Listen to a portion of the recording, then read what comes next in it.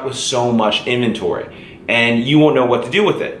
And remember, on top of that, if you have dead inventory, you'll be paying for storage fees to keep the products at Amazon's warehouse.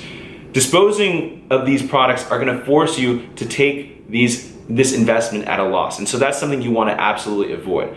And that's why choosing the right product is super crucial to finding success on Amazon FBA.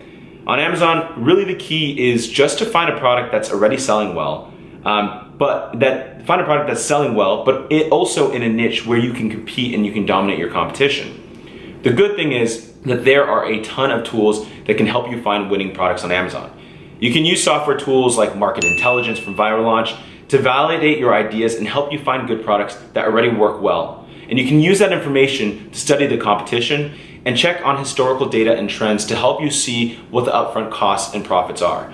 And if you want to do keyword research, there's a fantastic tool called Zonwords, which you can use as well. There are just a ton of tools out there available for Amazon sellers. You can also follow step-by-step methods and strategies that are proven to work and get your listing to the front page of Amazon search results. So it's been proven. It's a systematic method. Now, let's go ahead and dive into competition between both of these models. Now, I'd say that there's a different nature of competition between Shopify dropshipping and Amazon FBA. With Shopify, there's something that I like to call indirect competition, meaning that you won't find competitors directly close to your store. There are going to be, of course, other shops that sell the same product because, of course, you're dropshipping. But the difference is, in Amazon, the competition is literally one click away. On your listing itself, there's going to be other advertisements for the exact same product from other brands. So let's say, for example, if you search for yoga mats, you can find up to 3,000 results. Okay, so keep in mind that there's always competition in both business models. That's why finding a good product in a good niche with less competition is always going to be crucial for your success. But I would say in this situation, it plays a more crucial factor in Amazon FBA because the barrier to entry to marketing your listing is very low. Okay, so the next thing to talk about is price factor. Okay, related, and this is loosely related to competition on Amazon. We could say that price plays a massive factor if you're selling online, if you have competition with a ton of other people. Unlike Shopify, where they're just on your store, and they're unlikely to go and search on other channels, on Amazon, competition is literally found on the same page, so pricing is going to be a massive factor. But there are certainly ways to make it work. There are certainly ways to be a top Amazon seller and to compete on things other than price, like reviews, ranking, doing giveaways, all that kind of stuff, making sure you have good images. And you can focus on adding more values by offering more features or bundling your products or doing better copywriting and keyword optimization. All right, so profit margins. Let's dive into the thing that you really, really want to understand and figure out. What is more profitable between the two, Amazon FBA or Shopify dropshipping? Both methods are, of course, good options for making money online, really just depending on the circumstance. The entry or the barrier to entry in the dropshipping world, I would say, is very low. Dropshipping suits people who are new to the online business space and have a small initial budget when getting started. It also really benefits people who have existing knowledge and experience of how to drive traffic using things like Facebook or Google AdWords. But that also means a lot of your product margin is going to be spent testing audiences and using your budget with potentially little return. On the other hand, Amazon FBA offers awesome opportunities to generate a lot of income online with less marketing costs, but it requires a lot more capital for inventory to get started. I would recommend at least $3,000 to $5,000, and if you really want to make it work, I think $10,000 is a fantastic amount to get started with. Another thing to note is that in working with a Shopify supplier, margins are usually lower than if you were to private label something to sell on Amazon. With higher risk usually comes higher reward, and the higher risk is taking on that inventory risk. But the reality is that, whichever one you choose, just be aware that either will take work and capital to get started, and you need to treat them both like a serious business in order to succeed. So, real quick interruption, guys. I want to first thank you for staying with me this far. I know I've discussed a lot of things, and I think it's a good time to ask you this. What do you think? Is Shopify going to work better for you, or do you think you'll get the most return through Amazon FBA? I'm going to continue talking, but as you're listening, go ahead and leave the comments in the below of what you think, which is going to work best for you. Now, let's go ahead and move to another comparison area, which is how sellers can differentiate. Okay, so which model has the best opportunity for someone to differentiate their listing or their product? Now in Shopify, sellers can have a lot more freedom to differentiate with other online stores through things like branding and marketing. Here you can do segmented targeting or tailor the experience and use different advertising tactics based on the Facebook audience profile. There's a lot of room for creativity here if you understand the buyer psychology of your niche. You can really build a strong funnel. Now on Amazon FBA, the customer experience is completely standardized. Just think about it. If you buy a product, you go to the listing, all listings kind of look the same, and there are very few ways compared to, let's say, a Shopify store that you can differentiate from the competition. But this can also be an advantage because Amazon has incredibly high conversion rates. And that's because Amazon, again, has gained the trust of millions of people, and people go to the site with the intention to make a purchase. If you think about it, if you were sent a Facebook ad for an e-commerce store, right, that's not always the case. I know I personally clicked on an ad just to see what the company is about, just see what they're selling without even purchasing anything. And so that's usually not the case with Amazon. People aren't window shopping as much. They go there with the intent to buy something. So let's go ahead and dive into the next comparison, which is customer service.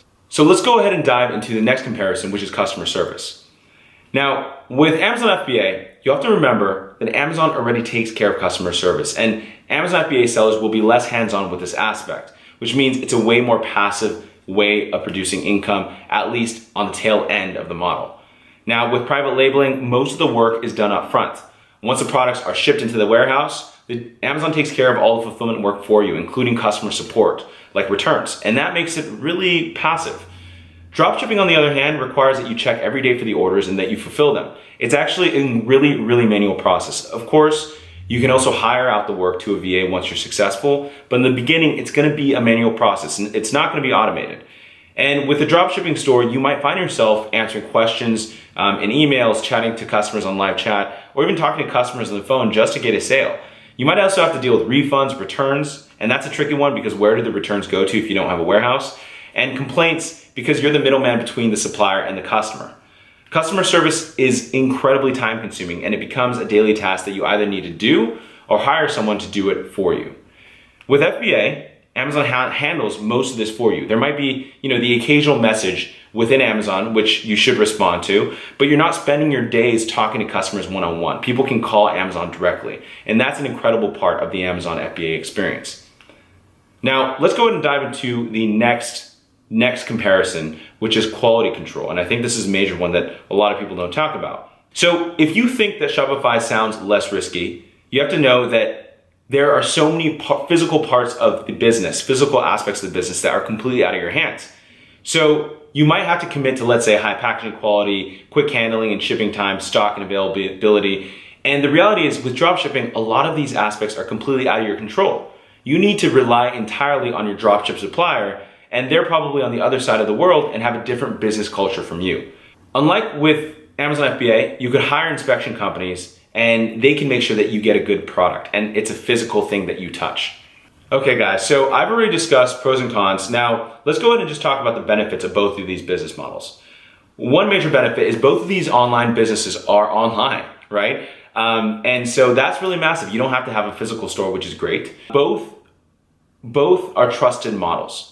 Secondly, a lot of you that are watching this video, because you're probably working full-time job and it doesn't give you the freedom or income you want. And so both of these models give you an opportunity to earn so much more than you would imagine. It's great for supplemental income. Whether it's dropshipping or Amazon FBA, you can have the flexibility to work your own terms and be financially independent. This way, you can actually do so much more and have more fun things to do like traveling or enjoying more time with your family. And the reality is that both models can work from anywhere around the world, meaning that you can work location independent. As long as you have an internet connection and a laptop, you can really run both businesses pretty easily from a computer. Another thing to consider is that both require sellers to hustle a lot in the early stages. It's not an easy thing to do. Now, sellers have to find a unique competitive advantage in order to stand out above the competition and generate substantial revenues.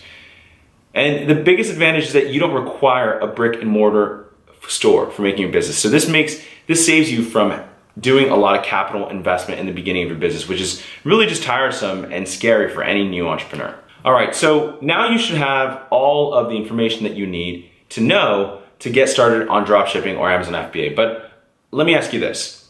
If you have a successful business, what would you do with your money? Now, before I end this video, let me give you just a brief conclusion. Remember, dropshipping suits people that are new to online business and have a small initial budget when getting started.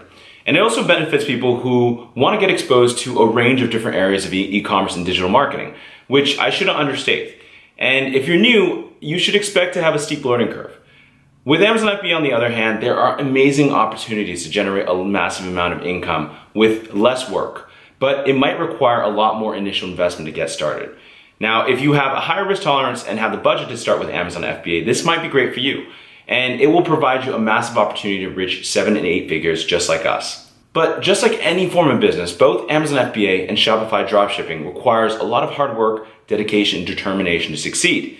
So whether you're selling via Shopify dropshipping or through Amazon FBA, the key is just do a lot of research and put a lot of effort. So that's it, guys. Thank you for watching. And if you find this video helpful, then thumbs up, and don't forget to subscribe because we'll have a lot more upcoming videos that'll help you build a sustainable online business that you can use to create personal and financial freedom.